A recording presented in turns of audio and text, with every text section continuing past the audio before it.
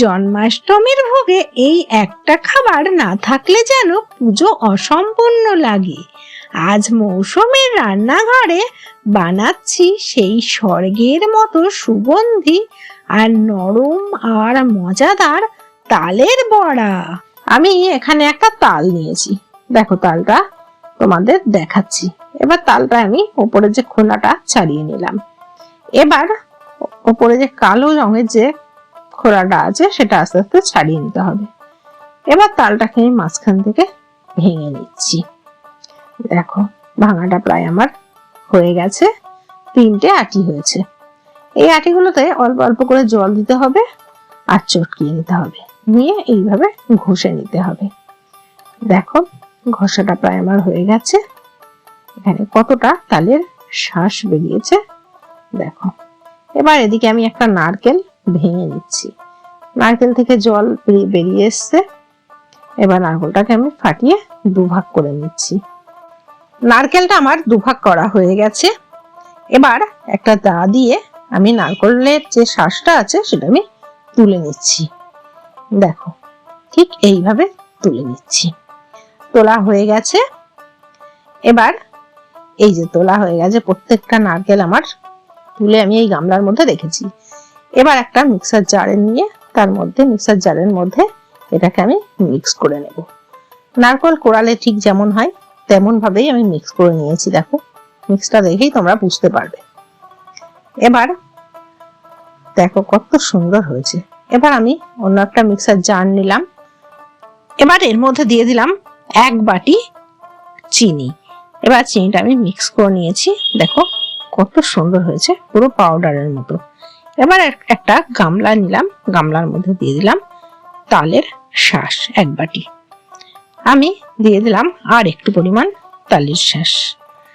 এবার তালের শাঁসটা আমার দেওয়া হয়ে গেছে। এবার দিলাম 1 বাটি মতো আটা, 1/2 বাটি ময়দা, আর দিলাম 2 চামচ মতো সুজি। ঠিক সেম এই পরিমাণেই তোমরা দেবে। এবার আগে থেকে যে চিনিটা গুঁড়ো করে রেখেছিলাম সেই চিনি দিলাম 1 বাটি, দিলাম আমুল দুধ, আর দিয়ে দিলাম নারকেল কোড়া, যে নারকেলটা আমি আগে থেকে কুড়ে রেখেছিলাম, দিয়ে দিলাম পরিমাণ মতো লবণ। এবার সবটা একসঙ্গে খুব ভালো করে মেখে নিতে হবে। এতে কিন্তু আমি একটুও জল ব্যবহার করব না, শুধু এটা দিয়েই মাখা হয়ে যাবে।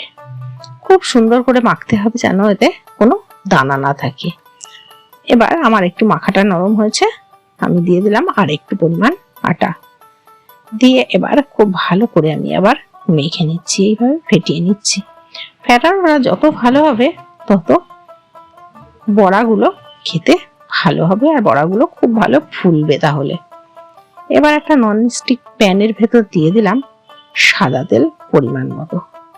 তেলটা গরম হলে এর মধ্যে বড়াগুলো আমি দিয়ে দিচ্ছি।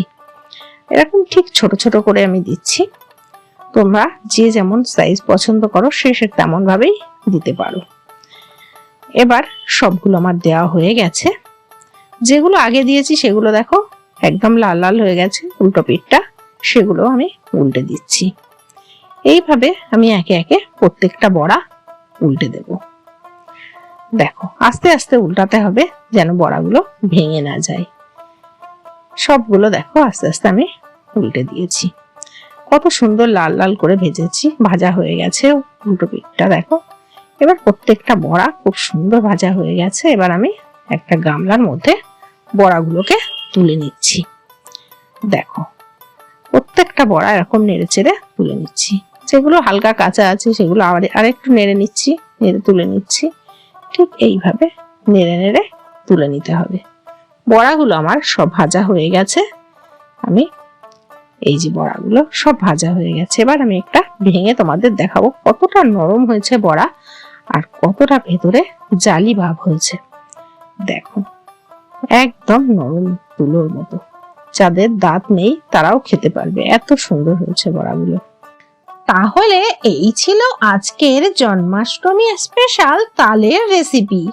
আশা করি তোমাদের ভালো লেগেছে। ঘরে বানিয়ে দেখো, আর কেমন হলো সেটা অবশ্যই কমেন্টে লিখে জানাও।